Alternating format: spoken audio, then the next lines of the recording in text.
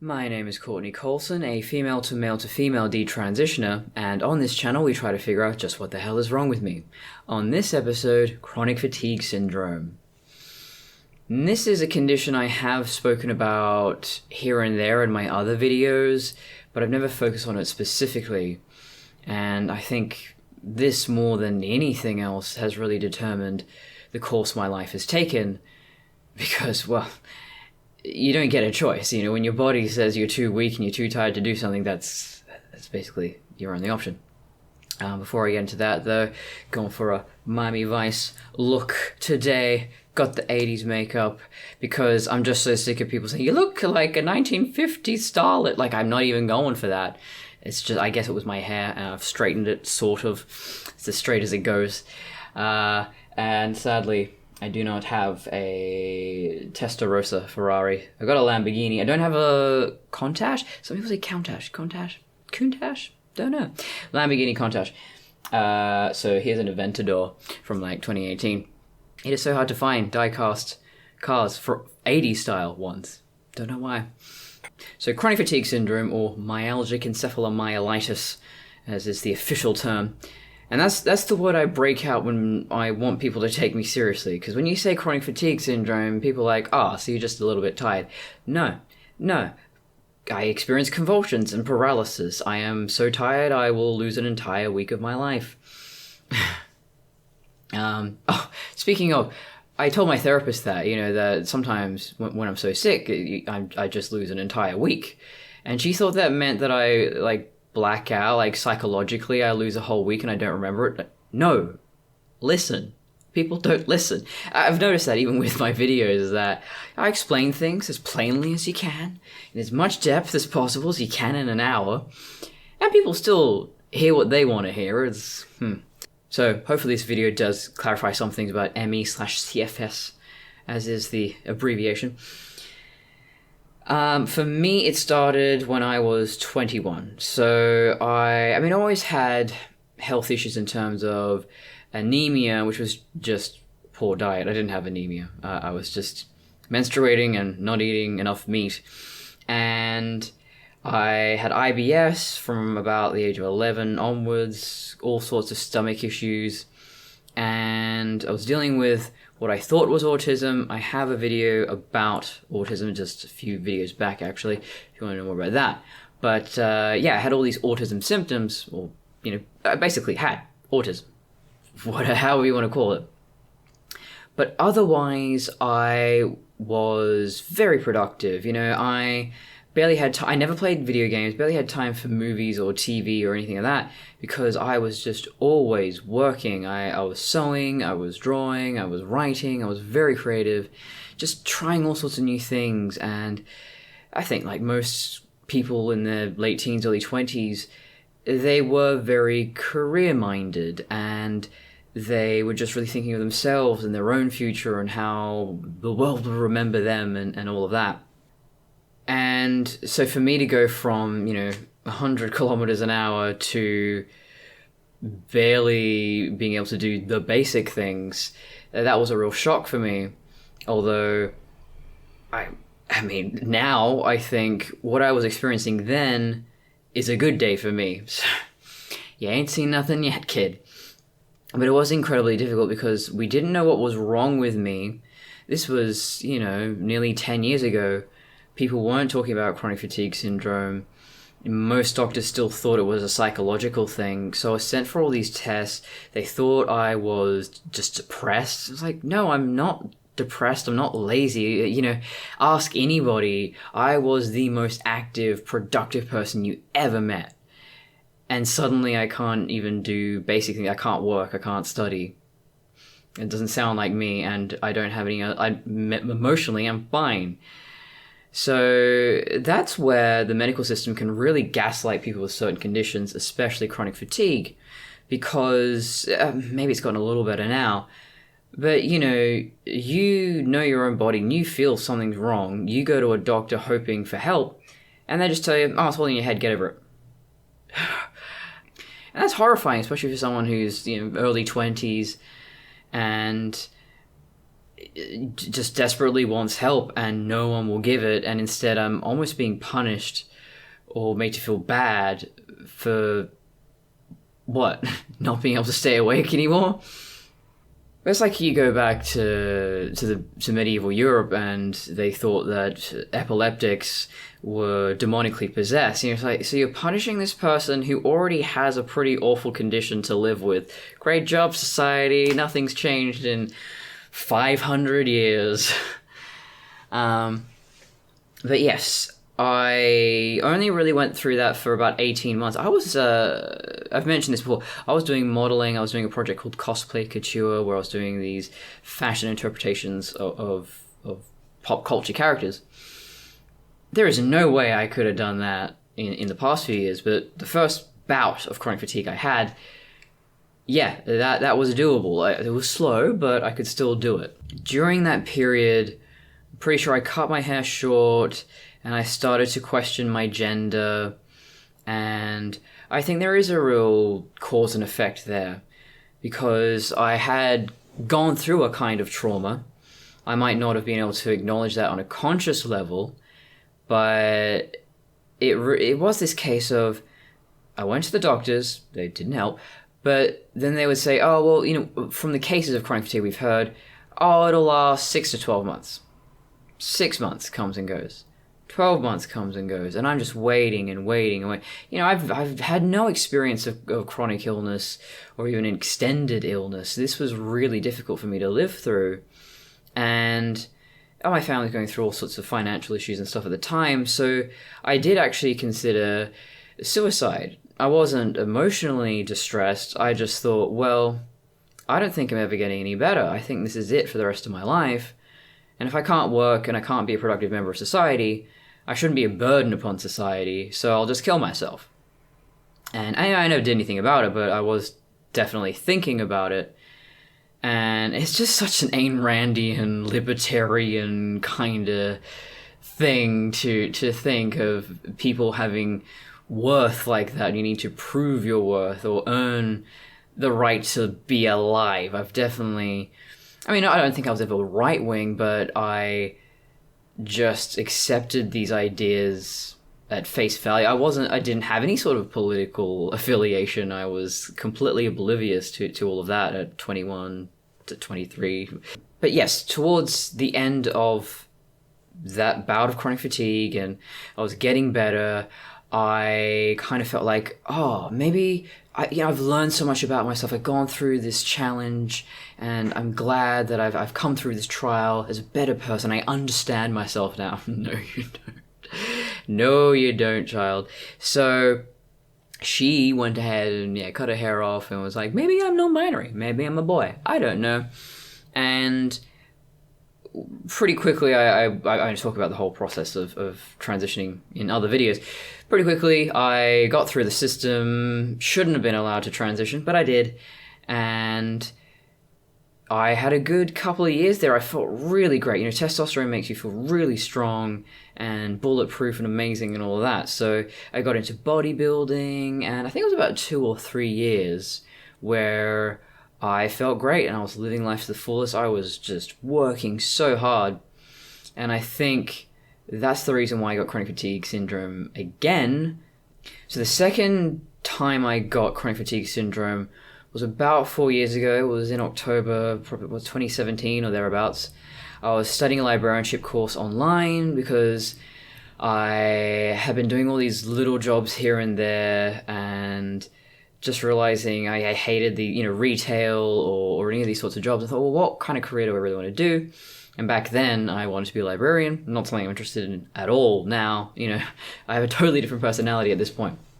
But I was also doing my costume business at home, and I took on this commission, which it was ridiculous. The budget was tiny, the time frame was insane, but you don't get big jobs like that very often, so I took it while it was the end of a semester, so I had all these assignments due, I had all these other commitments, And then I also took on this photography project, which I had a lot of fun with. I'm still friends with that photographer, but they were young and inexperienced, and I don't think they had a realistic expectation of how this industry works. After that, during the photo shoot, so I was one of the models as well, and I had this horrible cold. I just felt miserable. I was absolutely exhausted. I mean, I was sewing from 7 a.m. to 2 a.m. every single night. It was just non-stop. It was insane, and it's really stupid in hindsight. Now I'm an adult and no longer dealing with autism, and I'm just a bit more aware and mature. I think I would definitely say either give me more time or more money, or I'm out, and you can find someone who can magically make 12 costumes in 3 days. I don't know what you're expecting here. But instead, no, I just pushed myself to the absolute breaking point, literal breaking point. I don't regret that experience. I really enjoyed the project. I'm happy with the photos we got out of it, but at what cost? I've lost years of my life to a stupid little mistake that I didn't know would result in that. No one warned me that this can come back. Once you have chronic fatigue syndrome, you are going to be susceptible to this forever. You can never really push yourself ever again. You can't, go out drinking, staying out all night. You can't exercise for an hour or more every day. It's just, no, you can't do that. And yeah, no one told me, because who talks about chronic fatigue syndrome? So I mentioned how I got it in the first place was Balmer forest virus. So chronic fatigue syndrome is a syndrome. It's not a disease in and of itself. So you can get it from Ross River, Balmer forest, you can get it from Lyme disease, you can get all sorts of things. And there's absolutely nothing that can be done. Once you've been bitten, or once you get whatever it is that triggers this autoimmune response, that's it. There is literally not a single medication or therapy that has been made specifically for chronic fatigue syndrome. There's just a lot of ways of managing it, which I'll talk about how I manage my condition. But yeah, I think one of my brothers must have left the back door open one night, and we had a pool, so that attracts mosquitoes. And I attract mosquitoes. I could just be covered in red, humongous welts. Everyone else around me is fine. Mosquitoes ignore everyone but me. They just laser focus on me.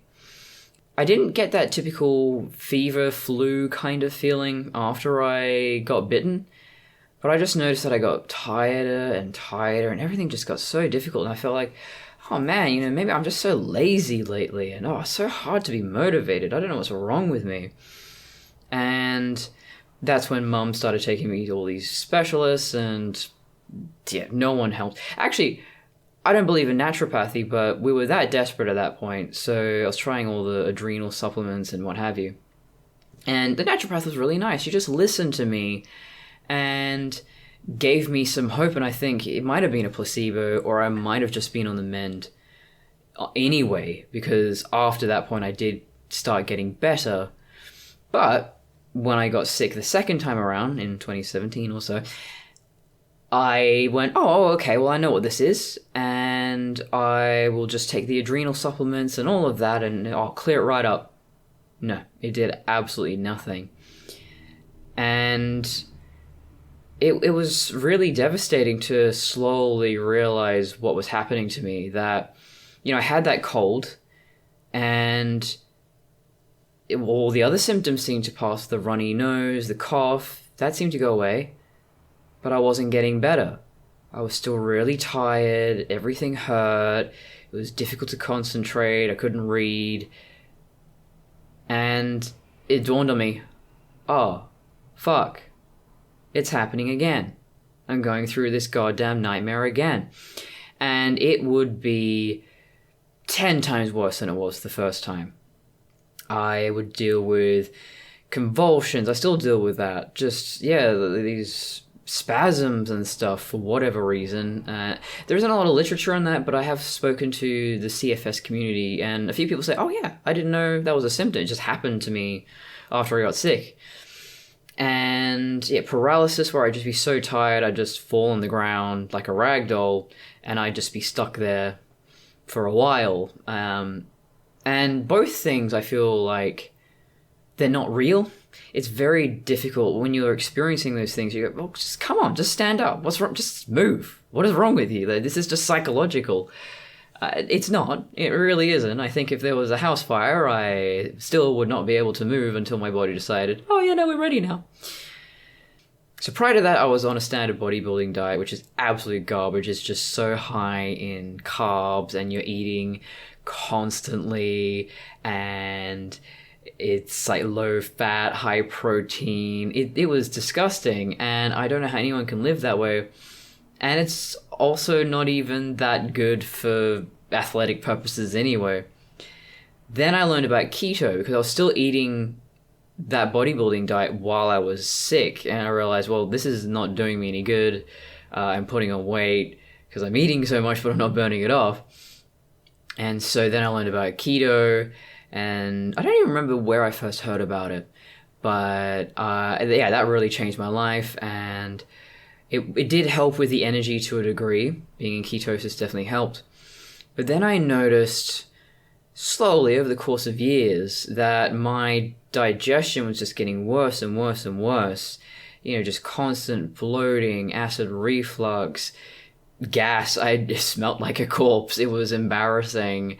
My guts were just falling apart. It was just unbearable. And it was a pretty plant-based diet too, because I thought, well, you know, that's healthy. That's what everyone's always told me. And I was just I didn't actually lose that much weight, surprisingly. Maybe because I was in ketosis. I don't know. I definitely wasn't losing muscle mass. I didn't look gaunt, but I was, you know, lost a little bit. And, you know, I would basically eat, and then it would come straight out again. Thankfully, I've been vomit-free since 2003. But yeah, no, it was coming straight out. And, you know, I was going to my doctor, and he would just give me more and more and more medication. I'm thinking, no, this isn't right. And now I'm taking medication to stop the side effects of another medication. This is not on. And then I listened to Joe Rogan interviewing Mikhaila Peterson, and she talked about her experiences with the carnivore diet. And a little after that, her father, Jordan Peterson, was on the show talking about his miraculous experience with carnivore. And I thought, wow, you know, maybe there's something to this. And, you know, I can't even eat anymore. I was technically doing OMAD, not intentionally, but just because I was so ill, I couldn't eat. And, I didn't even mention, you know, I was so weak. I was in a wheelchair. I couldn't walk anymore. I couldn't leave the house alone. I needed either a wheelchair or someone to push me around. And of course, I was thinking about killing myself again. And similarly, it wasn't that I felt any kind of emotional distress or that I was depressed. I just thought, well, especially the situation I was in there, I had to basically run away from home. I had to sneak out in the middle of the day. My friends helped me move into one of my friends' places. His parents, I don't know why, they had two properties. They didn't sell the first one. So he moved in, and his mate was living there, and so he just let me stay there rent-free. Very generous of him. And I had to leave because my mother just turned on me. It was so bizarre. I mean, after my dad left, she definitely had a lot of mental health issues, and she was acting very unstable. But especially after I got the wheelchair, she acted like I was just doing it for attention, or I didn't really need a wheelchair, or, well, did the doctor say you needed a wheelchair? I was like, bitch, my legs are saying that they need a wheelchair. Like, I don't need a doctor's opinion on this. It's not something you know, the disability agents come to your door and say, congratulations, you're disabled. Here are all the things you'll need. It's like no one provides you with all the equipment and stuff you need to just live as a disabled person. Oh no. I had to buy wheelchairs off of Gumtree, and it was just a whole issue. Yeah. I have learned so much that I just was not aware of before, and that's why I want to tell you about this, because you, an able-bodied person, probably doesn't know. I mean, it's different from country to country, but in Australia, which is a very good country overall, took a very long time to get on the disability pensions. I was having to steal food to survive because I was on the New Start allowance, which is like $650 a fortnight, which is not enough for the basics, you know? And yeah, no one gives you a wheelchair, no one gives you any of that stuff that you need. It just, you have to fight really hard with the NDIS to get all of that stuff, and if you're disabled and chronically tired, that's impossible. I think it was about December 2 or 3 years ago that I decided to give this carnivore diet a go. I had absolutely nothing to lose, and I ordered all this meat online, and the delivery guy shows up at the door and said, "Oh, do you have dogs or something? You know, there's all chicken hearts, offal, liver, all of that." And I went, "Oh no, that's all me. That's just for me." And that has happened many times. Any other carnivore probably can attest to this, that you go to the counter and you've got like $300 worth of meat and literally nothing else. And the cashier always says, "So, like, is it barbecue? Is this for dogs?" Like, no, this is how human beings are supposed to eat, turns out. Yeah, I knew absolutely nothing about nutrition before. I mean, keto was the beginning of questioning everything we had been taught. And then carnivore really opened my eyes and just went, we're not even omnivores. We're probably facultative carnivores at best, that we can survive on plants. You know, we can add them to our food for flavor, for a little bit of variety or novelty, but to survive on plants is literally impossible. I mean, you can survive sort of on a vegetarian diet, especially with eggs and dairy, and that's where most of your nutrition will be coming from, not from the plants. The plants, your digestive system can't even handle that. It can't pull the nutrients out. Look up bioavailability if you're curious. But yeah, I got super fascinated by nutrition. Watch What I've Learned's channel. Jay Everett, I think his name is.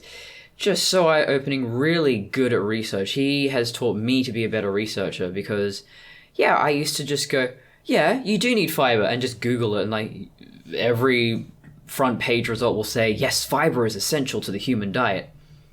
No, it's not. And actually, fiber causes a lot of digestive problems. If you have anything, diverticulitis, bloating, gas, acid reflux, anything, cut fiber out of your diet. I guarantee you will see improvements very soon. Especially if you have a higher fat diet, the fat kind of helps with the movements. I apologize if you can hear my neighbors. They've been going on for a little while now, so I'll just talk over them. It's fine. But yeah, the first meal I had, it was chicken hearts, and I don't remember what else it was, but that was my first time even eating offal. I had never even thought of eating it. My family never ate it. I didn't even know you could eat those parts of the body. So, having done all my research on carnivore and thinking, oh, you know, organ meat seems like a really good idea. It's more nutrient dense. You shouldn't just eat muscle meats. So I gave it a go. I quite like, chicken heart specifically, and I felt good. Normally when I ate, I could feel my body protesting. Like, I'd take a few bites. I hadn't eaten in, 24 hours or so. And I'd take a few bites, and then I would just explode, like just expand out. And I would look like one of those, starving African kids where I was skinny, but just this big belly because I was so bloated and it was so painful. And, I had an endoscopy and a colonoscopy and said, oh, no, there's nothing wrong with you. You're fine. There's absolutely nothing wrong with you. Well, then why am I in constant pain? Freaking hell. But, yeah, that first meal I had, carnivore meal, I just went, oh, I feel fine. I don't feel like I want to throw this up. I don't feel, my belly hasn't expanded all the way out. I feel fine. I would get bloating so bad that it was actually difficult to breathe. Like, I just could not get into a comfortable position, and it was, so gross. And it was about a week before I could walk around by myself. I think the next week's grocery shopping, I went out by myself on my own two legs, and yeah, did my own grocery shopping. I felt pretty good. I was awake for more hours. I was in less pain. Just the improvement was so instantaneous. It really was. I don't miss having a wheelchair. I mean, I know it was necessary, but it's just the way people look at you. And also, I didn't have the best wheelchair, so I always felt like, oh God, is the battery going to give out at any moment? And I just feel so vulnerable and weak. And yeah, not an experience I'd want to repeat anytime soon. I still had chronic fatigue syndrome. I wasn't as good as I am now. Right now, I feel like it's probably going into remission finally after all these years. But just having that basic functionality back was so miraculous. I thought, I was considering suicide. I thought, I'm getting worse and worse and worse. I can't even eat food anymore. I'm struggling to take a shower by myself. This is just... I don't want to end up basically paralyzed in a hospital bed and people having to clean up after me. No, I'm going to die with dignity. And I still think, if it came down to it, if I do ever have any other kind of debilitating injury or illness or whatever, I think I would prefer to die with dignity than stick around. That's just my personal choice.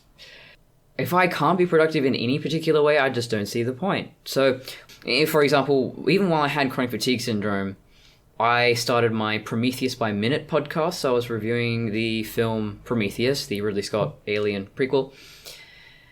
Doing that, so I would review 1 minute of that movie per week. So just one episode would be an analysis of that. So like 10 minutes, just talking about 1 minute of Prometheus.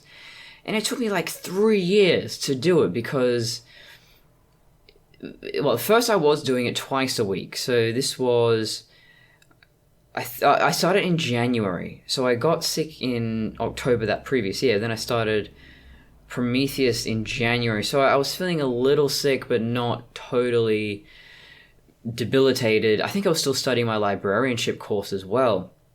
I was at home, so I didn't have to go anywhere. But then I realized, oh yeah, no, I'm just getting worse and worse and worse. And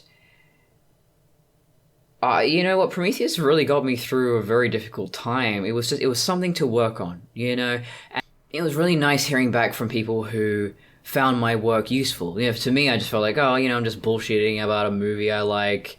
It can't be of any value to anyone. But people would message me and just say, you're so insightful, you're so articulate, you frame things in a way I never thought of before. And I think that's the way with a lot of... You look at a lot of famous authors, especially, during the 19th century, or inventors or people like that. A lot of them had chronic illnesses. They spent a lot of time in bed. Nikola Tesla is a very famous example where, God, he had all sorts of illnesses, especially during his teens and early 20s, while he was studying. But he was such an incredible visual thinker, and he spent a lot of time imagining these machines. So it's sort of that, Thomas Edison says that it's, 99% perspiration, 1% inspiration, other way around. For me, I relate to Tesla, where I can visualize and imagine all sorts of things. I write stories in my mind. I have all these costume designs. All these creative ideas. And because I can do that in my mind so well, when I do have that rare good day, I don't fuck around. Like, I can get straight to the point. I'm not like, maybe it should look like, maybe... No, I can see it so perfectly, this design in my head, and then just put it on the page. That's all I really needed to do. There was no experimentation in the physical world. Any kind of hardship, illness, loss, pain, whatever, you have two choices. You either let it destroy you, or you persevere. You endure it. You find ways to work around it. And I've never been a quitter. I just try harder. I just, cut my left hand off, I'll draw with my right. Cut my right hand off, I'll try to draw with my feet. Or, use your teeth.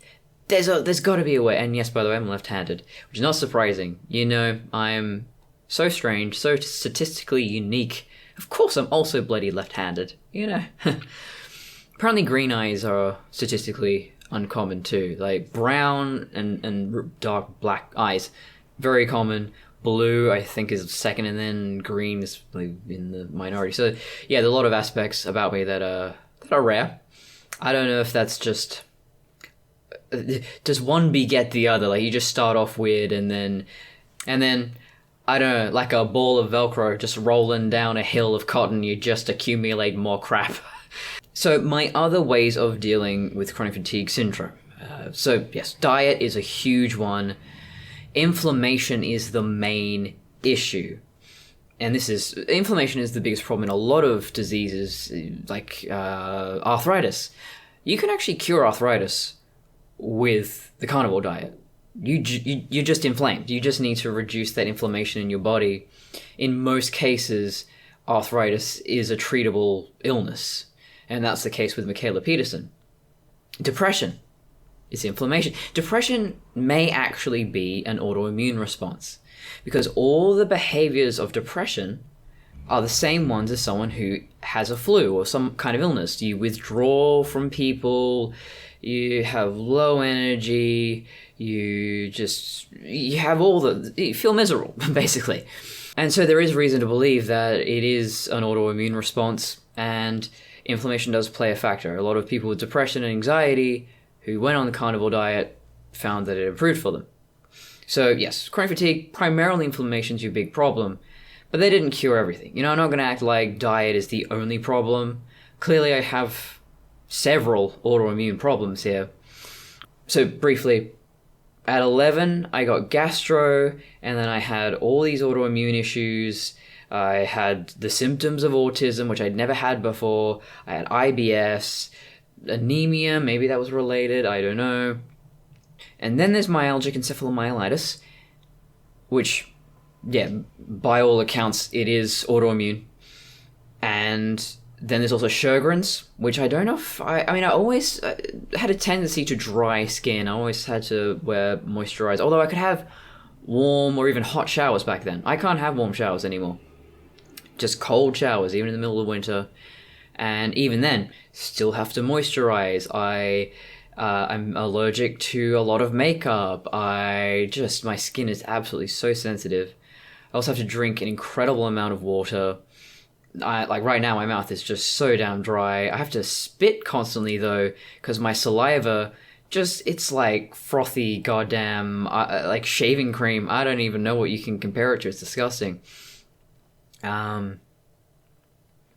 I have to put Vaseline up my nose because it gets dry. I think my ears bleed because of Sjogren's as well.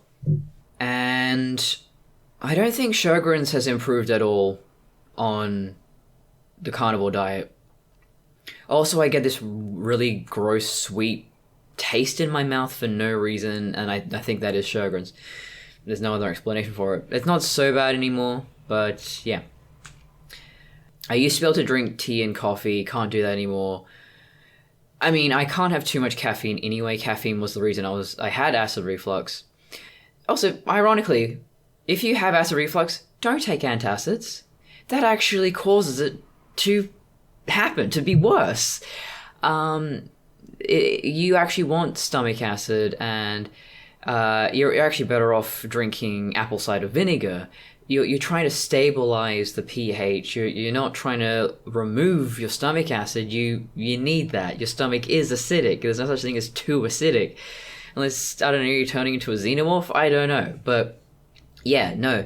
Everything we've been told about, as I said, arthritis, diabetes, chronic fatigue syndrome, acid reflux, GERD, whatever.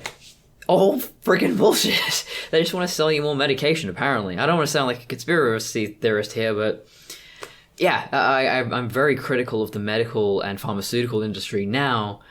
Yes, COVID is real. Yes, get vaccinated. But yeah, I question a lot of things when it comes to nutrition, because doctors don't really get trained in nutrition. But speaking of the COVID vaccine, so I live in Perth. There's no COVID. There's basically none. We were not hit by it at all. We had like maybe 100, 200 cases tops. There's nothing compared to the rest of the world. I've had to wear a mask a grand total of 6 hours in my life, maybe.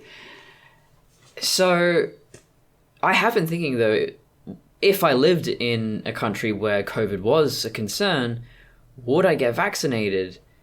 Because now I've got all these autoimmune conditions that science can't explain.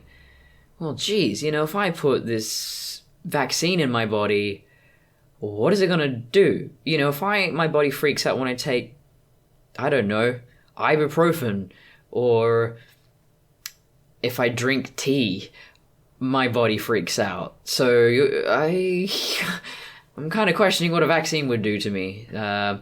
I guess as an adult, I don't have any more I need to get done. I think tetanus is when you do get booster shots throughout your life, but otherwise, I think I'm good. So otherwise, I don't even have to make that decision. I'm glad I don't, because it's a very difficult one, because if I did get COVID, well, that's gonna fuck me up too. So you're damned if you do, damned if you don't. So thankfully, I live in Perth. I have no interest in traveling.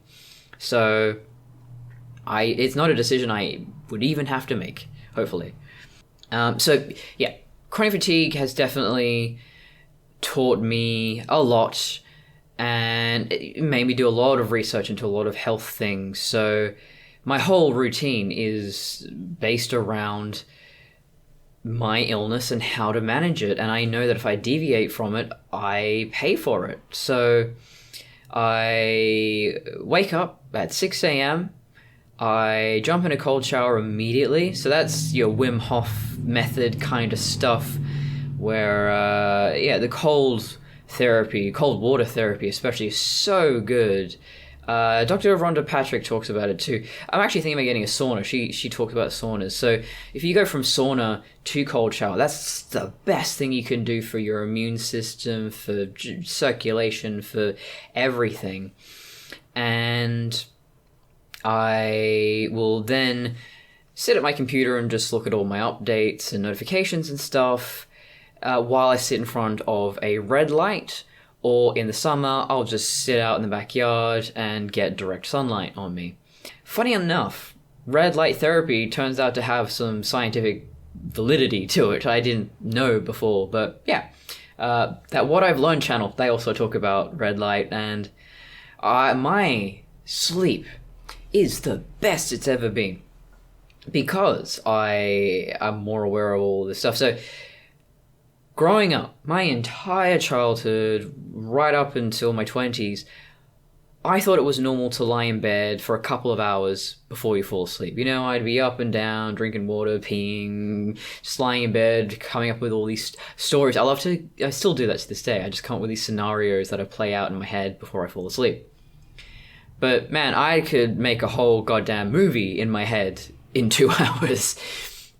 I just thought that was normal. It didn't frustrate me because I had never ever known any different. And then I did the carnivore diet, and I was falling asleep a lot faster. I was also, doing the 1 meal a day. That's the other part of my routine. I eat at midday, and generally not again after that. Although I find the week leading up to my period, I might do the 16 8-hour fast, because for whatever reason I'm just really hungry and I cannot function. I don't feel hunger. I don't feel hunger that much anymore. Or when I do, I just don't care. It does not bother me the way it used to. I used to walk around with a goddamn lunchbox on me when I would go to my friends' movie nights or whatever, because I was eating every 2-3 hours, and I had to organize my whole life around snacks and eating, and just carrying all these snacks and stuff. That's not normal. You think in the wild you had your little esky box? No. You hoped you saw a mammoth twice in a month, So yeah, fasting's great. I have more energy, I have more concentration. I mean, it is said to reverse the aging process. It has just so many profound benefits, and frankly, I just don't really see a reason why we should eat more than once or twice a day. I think it's excessive. I don't enjoy eating, first of all, but weirdly enough, I actually enjoy eating more now.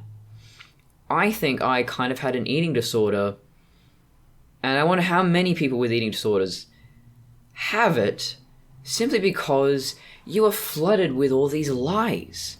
You hear from the media, oh, you should be eating this. This is the wonder food. Oh no, don't eat. So let's say, oh, bananas. Yeah, bananas will help you lose weight. They're the wonder food. They're the superfood. Next big trend. And the next minute they say, oh no, bananas are bad for you. Don't ever eat bananas. That's the worst thing you can do. The truth about bananas is, go eat a Mars bar. That's actually healthier for you. Bananas have a higher glycemic index and load than just straight up sugar. It's a dessert. And in fact, throughout history, up until probably the 20th century, fruit was a dessert. Until we had all this mass-produced, hyper-processed ice creams and chocolates and every dessert you can imagine. Before that, no, maybe a bit of cream with some apricots or some apples or whatever it was. To the Victorians and the Edwardians, that was a dessert, and they weren't wrong. It's a sometimes food. Whereas now we're like, oh no, 2 fruit and 5 vegetables every day? No. I'm not saying everyone needs to go on the carnivore diet. I think everyone has their own needs and stuff. But I think if you have any sort of health issues, it's a good place to start. And I know, I'm sorry, I'm evangelizing about the carnivore diet. I can't help it. It's just so amazing and totally changed my life. I can walk again. It's like a miracle. I think that covers all of my managing techniques. Yoga. So, I can't work out anymore, and I don't think I ever would. I sold my weights. I've been carrying them from house to house. It's a big tub of dumbbells and all of that. Kettlebells, what have you. In the hopes that, it'll pass. This will pass. This will pass. We'll be right back to the life we used to have. No, it's never happening. And, I've accepted that. Again, it's a whole process of mourning the lives I'll never have. So when I was that WAPA student, I was thinking I'm going to be this award-winning costume designer. I'm going to travel the world. I'm going to change the world. I'm going to have this big impact. And I was very selfish and just thinking about my own accomplishments. And I had to mourn that life and let it go. And then I was thinking about, not being a professional bodybuilder, but just I enjoyed bodybuilding and I enjoyed doing all that sort of stuff. And then I had to let that go. And I think my obsession with bodybuilding was just connected with my gender dysphoria, and that, it was so rewarding that I was getting bigger and more muscular and looking more masculine, and strangers assumed I was a man. I felt really good. And I had to mourn that life and let it go. And in fact, I think chronic fatigue the second time around, I think the first time around, ironically, chronic fatigue syndrome gave me gender dysphoria. But really, it was trauma. I don't know why I decided that my gender was the issue, but that's the truth of it. And then the second time around, it made me realize I don't even care about my gender anymore. Life is suffering. I would like to be able to just stay awake all day, thank you very much, and leave the house. I'm going insane. So, yeah, I think towards the end there, I just went, why am I even taking this stuff? No one sees me. People hear my voice, but I don't go out and interact with anybody. I don't work a job. I don't really see my friends in person that often. So, yeah, I think towards the end there, I just went, what am I trying to prove and to who? But chronic fatigue syndrome also made me lose my goddamn mind, I think. You spend all day, every day alone in your own mind, and it breaks you. But you have to push through to the other side of that. And once you get through to that other side, I think you learn a lot. So going back to what I was saying about pain forges us. To quote Bane, that Bane quote, that one. Oh, you think darkness is your ally? You merely adopted the dark. I was born in it, molded by it. I didn't see the light until I was already a man. By then it was nothing to me but blinding. Yeah, I think I love Bane a lot. He's sort of my spirit animal, as they say, my totem, my spirit guide. He's definitely a big inspiration to me. And even though he's a fictional character, I don't think that matters. I think fiction allows us to see the purest incarnation of an idea. And by that I mean, for example, Bane is the purest personification of stoicism and endurance. That, if you're not familiar with the character, he was born in a prison, didn't see the outside world until he was a man. He has just lived an incredibly brutal life. Now, he was never imprisoned in his body. He is the pinnacle of strength and devotion and dedication. But he has dealt with a lot of pain and fear and loss and everything. And even though he's not real, there are many people like that in real life who just keep going. Another fictional character I really identify with is Mark Watney in The Martian. I love stoic characters. I appreciate them where they go, well, I'm stuck on Mars. What have we got? Well, we've got these tents, we've got these bags of feces, let's grow some potatoes, You do what you can, even if you have to live on potatoes. Do what you can to survive. Put that on a t-shirt. Do what you can, even if you have to live off potatoes. I really resonate with that philosophy. I don't recommend my path to mindfulness and enlightenment. Oh, and that's the other thing I do too. Meditation's also a really good one. Meditation and yoga, just mentally and physically, it keeps me healthy without pushing myself.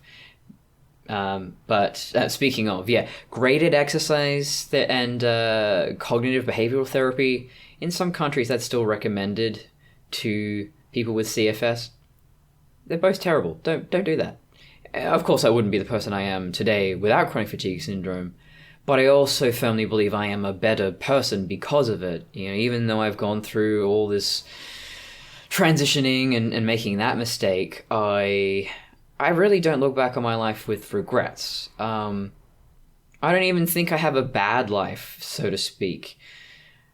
I don't think it's worth evaluating any life in such absolutes. Only a Sith Lord deals in absolutes.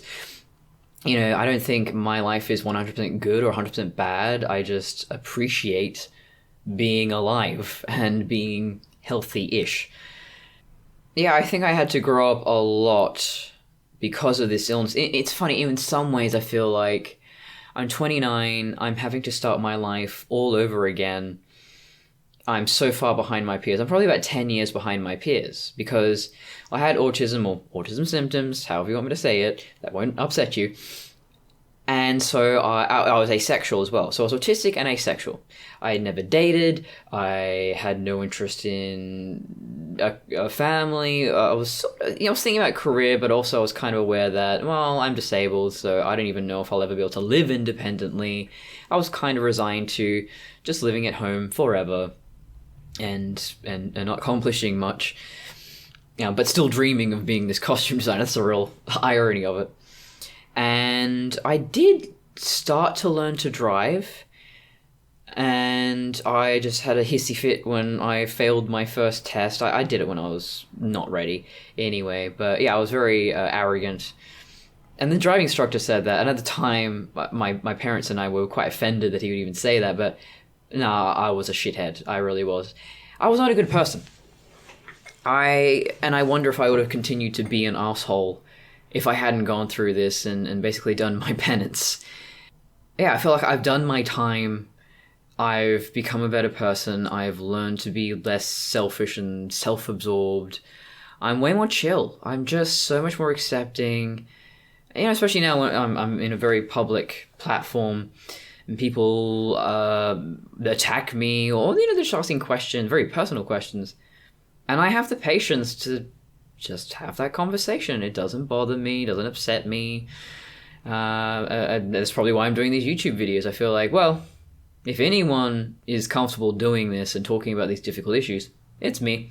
And it's funny that the first time I had chronic fatigue syndrome, the message I took from it, I mean, not that, you know, it depends how you want to look at life. I subscribe to the determinist theory of the universe, which is that there is no free will. Everything happens not for a reason. That kind of implies a divine purpose behind things, but certainly we are all the products of variables that just go all the way back to the Big Bang. You know, the Big Bang happens, and then X happens, Y happens, Z happens, all the way down billions of years until me sitting here right now, dressed like Crockett, in this particular apartment, at this particular point in time. That happened for many, many reasons that began long before I was even born. That's how I see the universe. So, yeah, I feel like my experiences have value, and they constructed the person who exists here before you now. And I feel like, so when I had chronic fatigue syndrome the first time, my takeaway, the message I got out of it was, well, I should just, you know, seize the day and never waste any time. And I just went back to what I did before, which was being very productive, just working, and only thinking about my own creative endeavors. Second time I got it, I became very selfless. I started thinking more and more about other people, to the point I didn't really want to think about myself. I didn't really care about myself that much. And I was always thinking about, well, how can I help the greater community? How can I do something of value for other people? I really hated being disabled, needing other people to do things for me. That was terrible because, well, I don't want people to help me. I want to help other people. And, okay, if you haven't watched my other videos, I basically had this delusion that I was a robot for 5 years. Long story. Anyway, robotically possessed, if you will. And so Connor, the robot, you know, just wanted to serve and serve a function and have a master and all that. So, yeah, in hindsight, I can look at this. I have been seeing a therapist purely so that I have some documentation so that I can sue my endocrinologist to let me, transition without a letter from a psychologist in the first place. Yeah, I don't think I've ever gotten any real insight from a therapist. It's just a lot of meditation, reflection, just getting to know myself and talking about my experiences. Because it's surprising, you know, opening myself up, sometimes see total strangers, and they can tell you things or put things in a certain way that you just go, oh, wow. Yeah, that does explain a lot about me. I guess, I didn't think about that in that way before. So, yeah. But I, sitting here, can just see the framework of my life quite clearly of, oh, well, I thought I was trans because of this trauma of chronic fatigue syndrome. Oh, I also, there's another video I do called Emotional Analgesia. I can't feel emotional pain, but that doesn't mean I can't have psychological problems. So clearly, chronic fatigue syndrome was that trauma. And then I can see that this Connor identity, this robot who desired to be selfless and to serve and all that, that was born of this trauma. Again, that was my way of dealing with it. And I wasn't even consciously aware of that. And that's why, you know, if you encounter, I talk about this a lot. If you encounter someone who suddenly has this gender dysphoria or suddenly becomes otherkin and they say they're a wolf or a robot or whatever, that's a cry for help. They might not understand that themselves, but that's not normal psychological behavior of a healthy human being. That's someone grasping for any kind of coping mechanism or safety blanket that they can. So at this stage, I'm pretty at peace with the way my life is. And, I'm getting better. I'm able to do more things.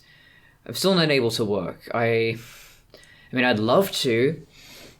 I mean, ideally, I could just succeed with YouTube and just do that full time, because I think I have a lot to say. I want to help all these different communities. And maybe that's why I'm put on this earth, and maybe that's my ultimate purpose, is to have just fucked up my life so bad that I can be a cautionary tale, if you will. But yeah, I feel like I can advocate for autism and for transgender people and detransitioners and chronic fatigue syndrome and just, all these things.